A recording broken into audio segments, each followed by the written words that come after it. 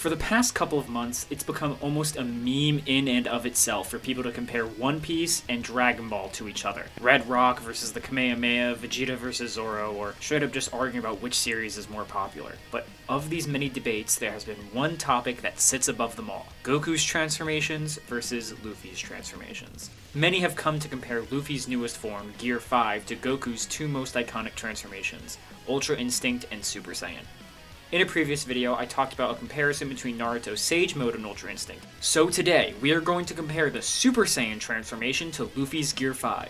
Which form is more powerful, which form is more useful, and which ultimately is the better transformation overall? Today, I hope to answer those questions, so let's get right into it.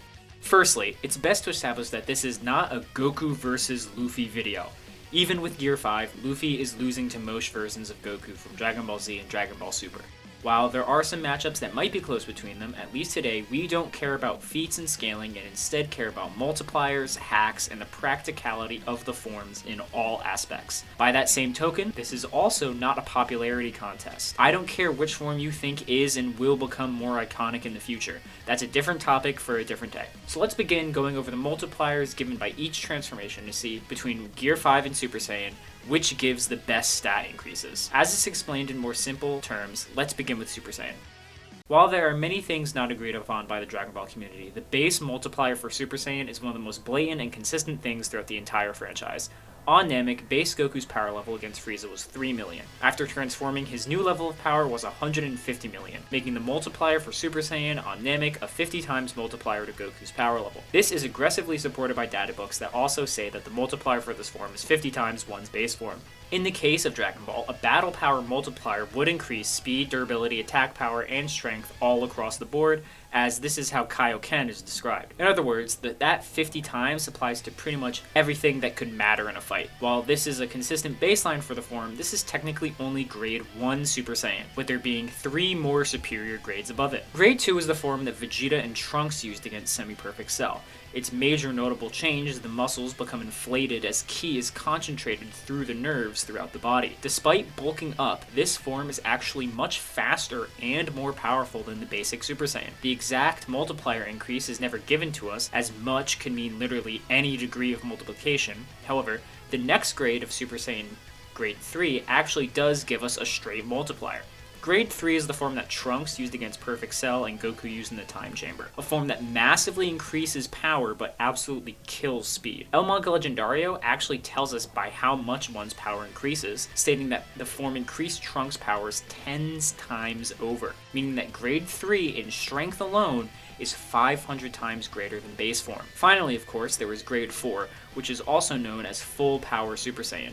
Unlike the previous forms, this comes with essentially no weaknesses like the stamina drain or the change in personality that the other 3 Super Saiyan grades come with. This form is so natural that it is pretty much unmistakable from the character's base form, aside from the level of power and the color of their features. The question becomes if this form is just superior to Grade 2, or if it actually is more powerful than Grade 3 when it comes to strength. And honestly, across the board, there seems to be a pretty objective consensus among guides that Grade 4 actually does surpass Grade 3. Manga-only guides like the Daizenshu describe it as pushing the power of Super Saiyan to its limits, and that the form is at a level that Vegeta could not reach. Anime guides are more blatant that Grade 4 is the strongest form, with Grade 4 being described as a stronger version of Grade 3 that has none of its weaknesses, specifically mentioning how it increases agility, strength, speed, and reflexes. Other guides just say it's the strongest Super Saiyan grade.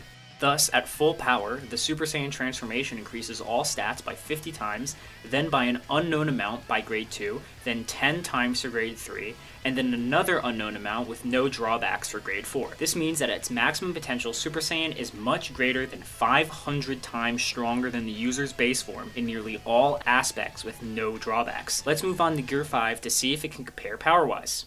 As if the name doesn't speak for itself, Gear 5 is one of several increasingly powerful forms used by Luffy across the story of One Piece. Unlike Super Saiyan, every form that came before Gear 5 is not actually an inherent genetic ability, but rather a unique application of the natural rubber properties of the Gomu Gomu no Mi's ability. First is Gear 2, as there's technically no Gear 1, which is essentially just Luffy's base form. Gear 2 functions in a manner similar to doping, in which Luffy rapidly increases his metabolism and blood flow to drastically increase the speed and power of his attacks. Of all of the gears, Gear 2 has the most arguments regarding how powerful it is as a multiplier.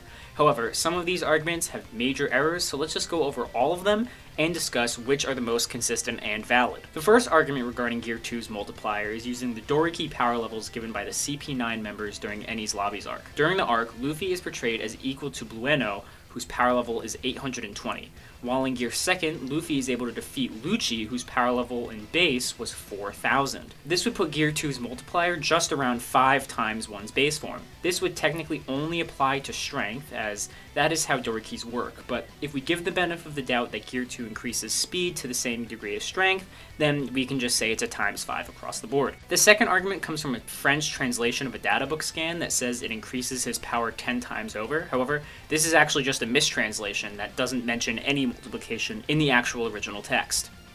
The third argument for Gear 2nd's multiplier comes from the 3D 2Y movie that some people consider canon. I don't really care if you do, we're just addressing all the arguments that I know to exist.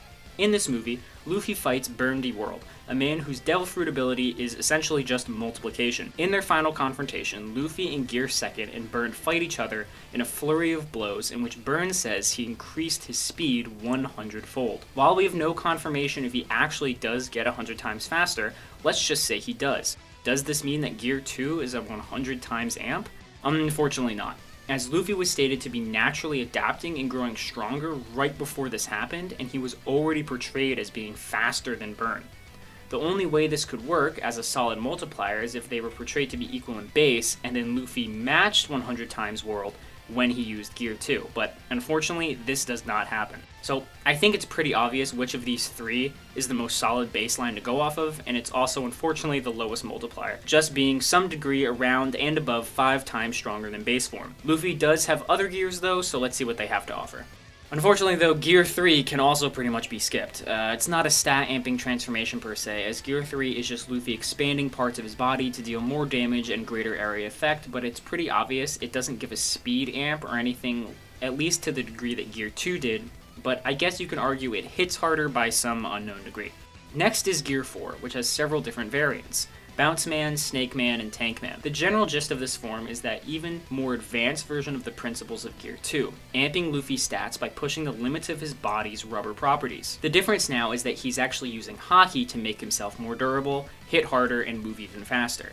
This video is working under the assumption that ki abilities and Haki abilities have nothing to do with these transformations, but it's impossible to use Gear 4 without Haki, so I needed to mention it. Now, does Gear 4 have a multiplier? Yes, actually, but we don't know what it is. Doflamingo, both in the original Japanese and English translation of the manga, says that Luffy's power has increased many times over his previous limit while using Bounce Man, but fails to say how many times. I'm gonna go on a limb and say this probably was less than dozens or tens of times, as colloquially, one would at that point just say that instead rather than many.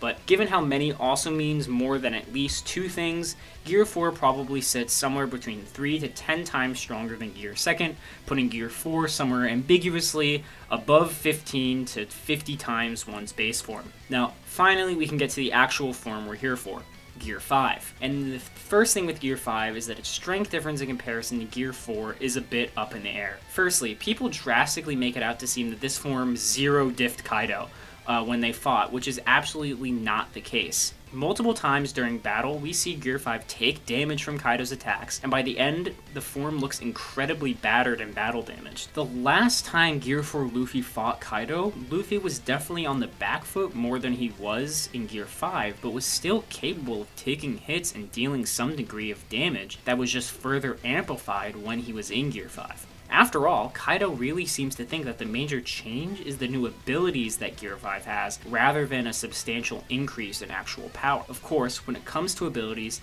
Gear 5 can apply a cartoony rubber property to pretty much everything around him. Guides like Road to Wano and others describe this as the power of imagination that can literally adapt on its own and defy common sense. Now, this does not make him on the level of someone like Bugs Bunny or something. Quote, Toon Force, as many people call it, is still limited by the actual feats done by the person, and unfortunately Luffy has only really shown feats slightly above what he was doing before. Luffy doesn't have infinite power, and his still evident struggle against Kaido is proof of that.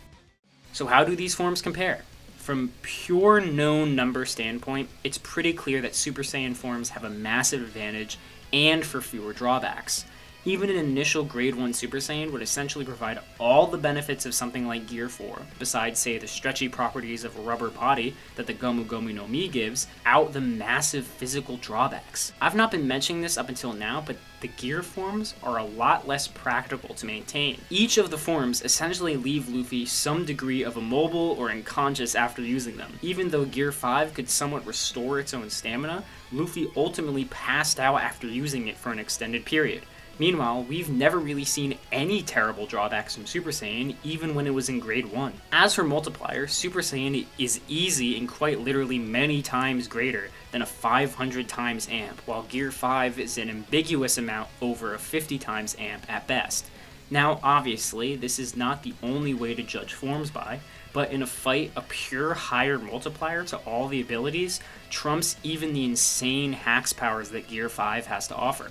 But by the same degree, in a neutral non-fighting setting, obviously something like Gear 5 would be a lot better. This ultimately comes down to what you value more in a form and what makes it superior. Versatility or just pure raw stats? For me, my money's on Super Saiyan. If you made it this far, thank you so much for watching. This was my 100th video on the channel, so I think timing it right with the big moment of Gear 5 showing up in the One Piece anime was a perfect capstone for this channel's achievement. Anyways, if you like this kind of stuff, make sure to like and subscribe for more, and let me know how I'm wrong in the comments down below. See ya!